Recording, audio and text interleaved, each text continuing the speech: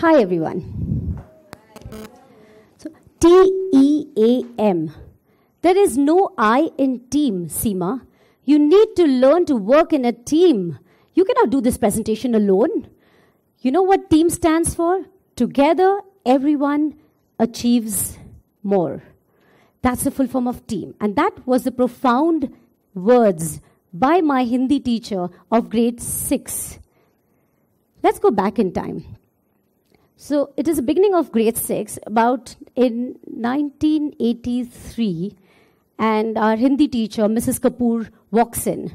She's this really tall, smart lady in a sari, sleeveless blouse, and she comes and tells us that we have to do this project on the country, and the topic is Bhinnata mein Ekta, which means unity in diversity. And this was a project which would talk about the facts and figures of the country and about, showed maps and everything. And she divided the entire class into smaller groups of 6 to 7 girls each. Now, we are a class of 55 students. And I was really excited. I was like, okay, yes, let's do this, And I was super enthusiastic. And I had so many ideas. Let's give it a fun angle and a comedy. Let's cartoonize the project. But the girls in my team were like, no. They wanted to give a serious twist to it and a serious angle. I'm like, what rubbish? Why you want to give it a serious angle?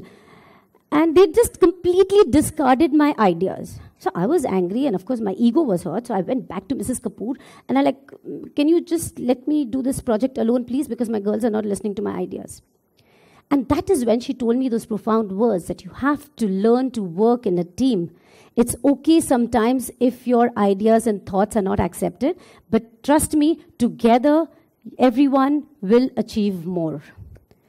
So I was like, as much as I hated, and that time we didn't question our teachers too much. So I went for it, and I said, okay, let's do this. I kind of agreed to whatever they said. Even if I didn't, I just did the project. And finally, at the end of the week, when we did present the project, and we came second. We stood second in the entire, there were about 9 teams. And I was like, oh, wow, this works. And we also got 2 marks extra grace for our finals. So I was happy, and I thought, okay, this does make sense. So from that day, I kind of started enjoying working in a team. And I became like a team queen, in fact. I didn't realize it then, but it became my default setting. Now, from now on, like everything that I did, I had to do it with my friends, with my family, and like even if I wanted to go shopping, or if I wanted to go to the parlor, or let's say traveling, I was always with someone, and I became the life of a group. And parties, and I just totally ruled it. And I was enjoying that, and it worked. I could never study alone. I always had needed friends, but friends wanted to study alone because I was like a distraction for them. And the day exams got over, they would connect with me. Let's do something as a group, and that's when I came into action. Yes, I was in my element then. So I got used to doing everything, well, almost everything in a group, and until I got married. I got married soon after my graduation, and my parents chose this boy from Nepal, and they chose the family. And so in an arranged marriage, for your information, you don't just get married to the guy, but you marry the family. So here I agreed to my family's decision because it was a group decision, and I came here and not just got married to the guy and his family, I got married to his country. But the problem here was I was completely lost. I was alone because I didn't have friends, I didn't have family. Well, I did, but they were all my husband's. They were not mine. So I then thought that, okay, this is my new team now. This is my new group. I need to try and fit in here now. So I tried my best. I did everything. It was tough initially. So I tried to fit in. And I did, slowly, gradually, even at the cost of not being myself, my true self. I was a little more serious, a little more docile, and typical daughter-in-law effect I gave. And so life was good. I got used to this, and everything, life was smooth. I had a decent social life, and I made friends. It was all fine. But there was something missing. I mean, something not right. And I couldn't exactly place my finger on it. I didn't know what it was. But I thought, maybe this is the way it's supposed to be. Okay, fine. And meanwhile, I joined Toastmasters. How many of you are aware of Toastmasters? Yes. So it's a public speaking group where we learn how to make speeches. And I joined only because my friends were joining. Again, the team in me was there. So my friends joined and I joined just for the sake of, because I didn't really think that I would ever have to come up on stage and talk to an audience or address a crowd. Never. I mean, why would I? I'm just a housewife. I'm doing fine. This is great. And the one thing happened was, during the time of my membership, we decided that let's do a stand-up event. And I was thinking, stand-up comedy, humor has always been my thing, but there was like a thing in the past. Now I'm a different person kind of a thing. But I so wanted to do this, so I volunteered. And I had no idea, and a part of me is thinking, oh my God, what are you doing? Do you realize, I'm talking to myself, do you realize that this stand-up means doing something alone, standing up on stage alone? There is no team here. You don't excel at this is not your thing. But there's this other part of me which is saying that, you know what, Seema, you should try ventriloquism, which means that you will be alone on stage, but at the same time, technically, you're not alone on stage. So luckily, I listened to the other side of my mind, and I tried something that no one in the country had ever tried before. I wanted to do this not for others so much, but for myself. And at the cost of, at the risk of making a complete fool of myself, because, I mean, how many of you know what ventriloquism is? Yeah. So I actually make puppets talk. And before I take my story further, I'll give you a little glimpse of what I do. Can I have the bag, please? Thank you. So when I'm up on stage, I normally don't work alone, because it's not my thing. And I have a friend in this bag. So I'll give you a little background about him before I bring him out. He's like kind of old and he's rude because he has some issues in the past, like drugs, rehab. Ouch! Shut up, Jack. Wait, just come on out.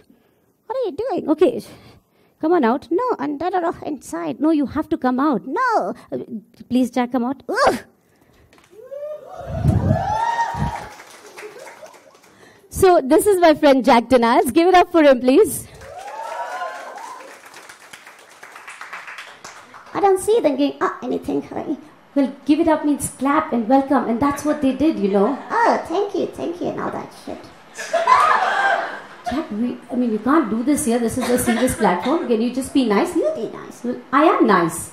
Then how the hell aren't you clapping? Well, I'm not clapping because I can't clap with one hand. Oh, here's your other hand anyway.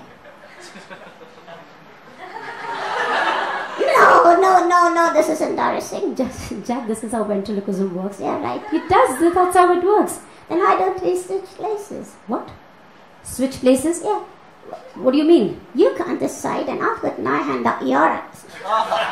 Shut up, Jack. That's not funny. Oh, they're laughing. Okay. So tell us, Jack, why are you called Jack Deniers? Because I'm Jack, and you live in denial. No, I don't live in denial. Look where your hand is.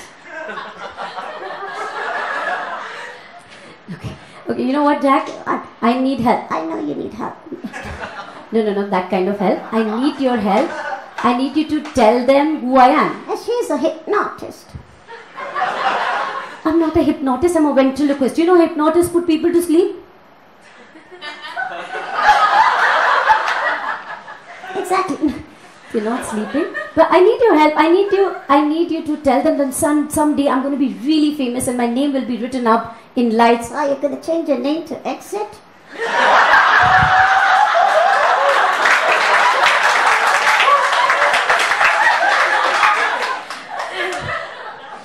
You make me look like a fool every time. Like you need help. Okay, you want to say something else, like something nice? No, I don't feel myself. You don't feel yourself? Yeah, today. It's okay to feel sad, and everyone has their low days, So what do you do when you don't feel yourself? Yeah, I don't feel myself. I want to heal someone else. Okay, that's not about... Like, anything else you want to share with us? I'm really sad. Why are you really sad? Because my wife ran away yesterday. Your wife ran away yesterday? With my best friend, John. Your wife ran away with your best friend, John? Yes, she ran away yesterday? Yeah. And you're feeling sad? No. So, since when is John your best friend? Since yesterday.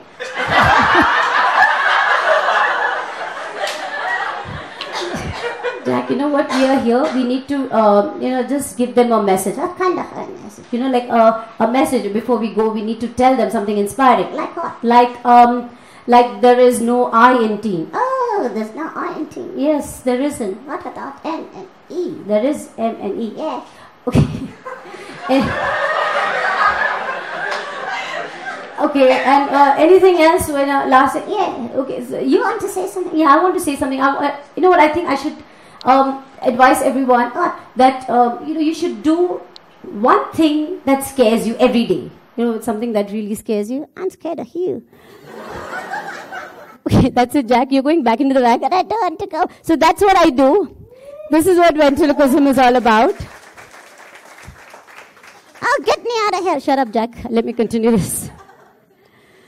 So when I did this for the first time in Toastmasters platform, I cannot describe that feeling, that moment when the show was over and I got a standing ovation. My world froze for that moment. I remember so vividly, so clearly. That memory is etched in my mind that the whole audience was standing up for me. And for me, for the first time, it wasn't my team, it wasn't my people, it was all me. And this was something that I had taught myself. And I realized that it's fun being me. This is nice. For the first time, I had found my calling. It was like I had found myself. And from there, I realized that, okay, while I was being a part of this team and being fun and having a good time, somewhere the thing that was missing in the past was myself. I had lost myself in the team. I did not exist in the team. I was a team member, but there was never me. And Mrs. Kapoor was right, that there is no I in team, because I was lost. But then, like Jack said, there is M and there is E. So I found me and made my own team in me. That is Jack and me. So technically, we are a team. And what I realized was, the thing that I wasn't allowing myself to go ahead or do anything individually, it was because I had something called FOPO. FOMO? What is it? Yeah, it's a fear of missing out. But I had something called FOPO. It's a fear of people's opinion. So why I worked in a group was because we were accountable together as a team or as a group. I didn't have to face anyone directly. So eventually what happened was I kind of lacked confidence in presenting myself as myself. I was always a someone, someone's daughter, someone's wife, someone's mother. But I didn't know where I was in all this in the team. So I let my FOPO determine my choices. I did not take anything that involved myself or the individual that I am. I was fine. It was good. It was good to work in a team, but where was I in all that? And then so I realized it's as important as it is to be in a team, it's also important not to get lost in the team. So when I found myself, I realized that sometimes it's okay. It's just okay not to go with the flow. It's okay to do what you really want to do. I didn't even know what I wanted to do, but now I know. Now that I found my calling, picture is clear. Even though it was a little late in life, it is fine. So yes, Mrs. Kapoor, there may not be I in team, but there is me in team. Thank you.